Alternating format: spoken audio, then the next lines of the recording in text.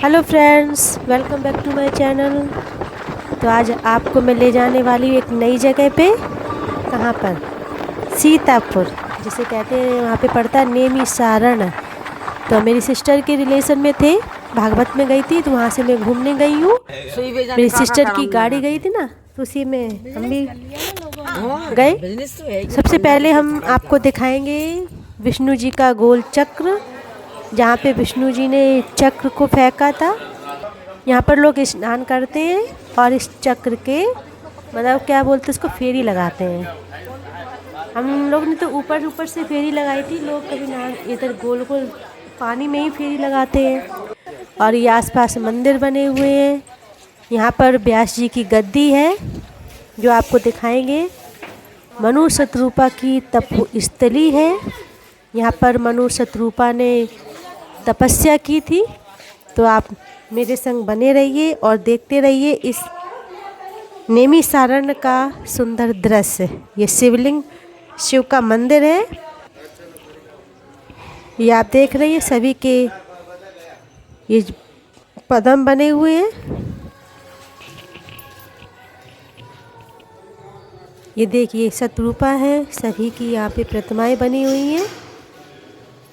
श्री कृष्ण, विष्णु, सभी की प्रतिमाएं बनी हुई हैं यहाँ पर। आप मेरे साथ बने रहिए।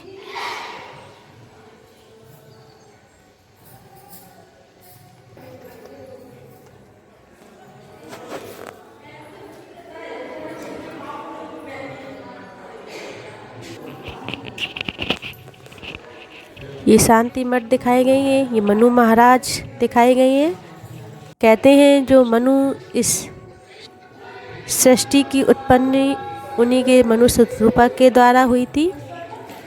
तो ये उन्हीं की तपोस्थली है। यहाँ पर मनु और शतरूपा की यहाँ पर दिखाया गया है। ब्रह्मा, विष्णु, शंकर की भी प्रतिमाएं बनी हुई हैं जो सृष्टि के पालनहार हैं।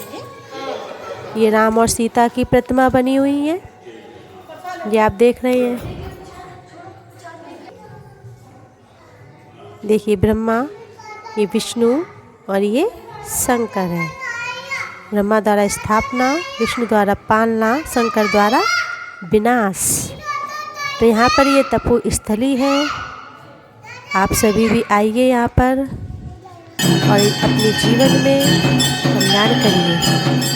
कहते हैं हमारे पूर्व ज़माने में जो ग्रंथ थे, शास्त्र थे, सभी की प्रतिमाएं बनी हुई हैं। तपोस्थली भूमि है यहाँ पर नेमिशारण में। जो हमारे वेद, शास्त्र, पुराण है ना, तो झूठे नहीं हैं। जो पहले ऋषि महात्माओं ने तपस्या की है, आज वही वेद शास्त्र की कहानी हम सभी पढ़ रहे हैं और उनकी यादों को आज हम सभी यहाँ देखने के लिए आया करते हैं। तो आज हम जा रहे हैं। ये व्यास जी की गद्दी यहाँ पे लगी थी। देखिए ये व्यास जी की गद्दी आश्रम है। और ये आप सामने देख रहे हैं ना, व्यास जी ने यहाँ पर हवन किया था। तो आज ये लकड़ी दिख रही है आपको, अग्नि कभी बुझती नहीं है। ये अग्नि सदा प्रज्वलित रहती है यहाँ पर। और यहाँ पर आप देखेंगे, सुनेंगे थोड़ी देर, यहाँ एक महात्मा जी आपको व्यास जी के बारे में सब कुछ बताएंगे। आप बने रहिए हमारे संग। ये इस वजह से है, जब द्वापर काल में व्यास भगवान तो उनकी गद्दी पर मनुष्य प्राणी बैठे ना, क्योंकि व्यास भगवान विष्णु के अवतार, 24 अवतारों में से 17वां अवतार व्यास भगवान का देते हुए इसको सुरक्षित किया, इसको सेफ किया। और यही पर व्यास भगवान ने अपने पुत्र शुकदेव जी को भागवत का ज्ञान दिया था। तब शुकदेव जी ने ही जब राजा परीक्षित को श्राप लगा था, जब श्रृंगी ऋषि ने राजा परीक्षित को श्राप दिया था, उन राजा परीक्षित को शुक्र काल में जाकर के सप्तदिवसीय भागवत सुना करके उनको श्राप मुक्त कराया। और ये जो आप स्थान पे बैठे हैं नेमिशारण की भूमि पर, यहाँ पे 88,000 ऋषि विराजमान होकर के हजारों वर्षों तक तपस्या करते थे। उन 88,000 ऋषियों को श्री सूत जी ने यहीं से पुराणों का ज्ञान लेकर के उन पुराणों की कथा हजारों वर्षों तक सुनाई थी। और ये पितरों की नाभि गया है नैमिषारण्य। गया तो 3 है, पहली कपाल गया बद्रीनाथ, दूसरी चरण गया गया जी बिहार, और तीसरा मध्य का स्थान सेंटर का नाभि का होता है। यहाँ पे किया गया अन्नदान आपके पितरों को प्राप्त होता है। आप 2 गया कराए, तीसरी गया यानी नैमिषारण्य में आकर के जब तक अपने पितरों के लिए अन्नदान नहीं करते तब तक पितृ हमारे संतुष्ट नहीं होते। वो कामना करते कि हमारे कुल से कोई आकर के हमारे लिए अन्न का दान करे तो मुझे अन्न प्राप्त हो। तो सभी लोग ऐसी पावन गद्दी का, पावन नैमिषारण्य भूमि का प्रणाम करो, मत्था टेको। और इसी स्थान पर व्यास भगवान का गुरुकुल चलता है अनाथ बच्चों का। ये टीवी में आप सभी लोग देख सकते हैं, 406 अनाथ बच्चे। यदि हो सके तो उनके लिए इधर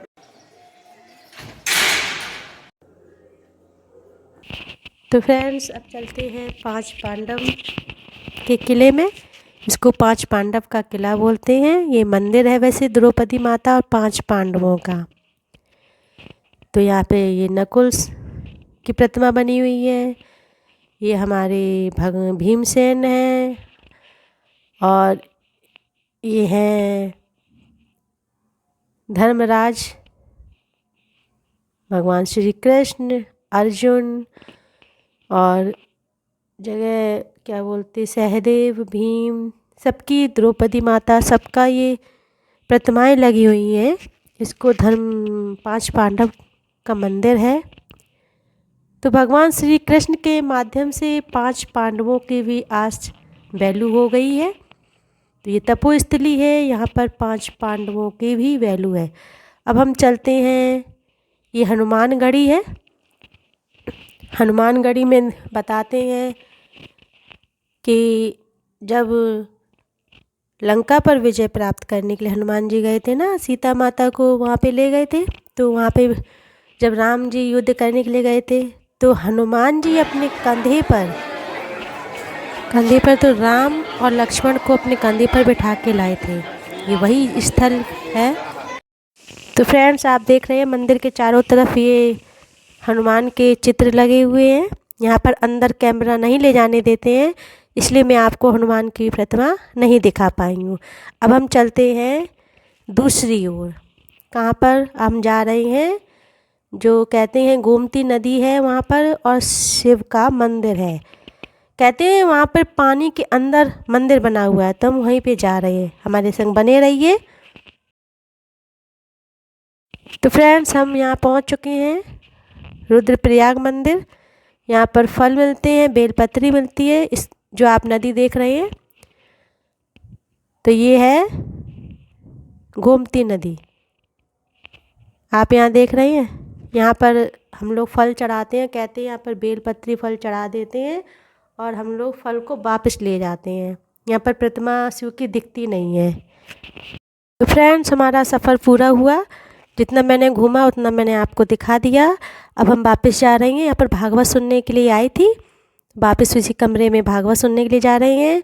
आपको मेरी वीडियो अच्छी लगी हो तो मेरे चैनल को सब्सक्राइब करें, वीडियो को लाइक करें। Bye bye.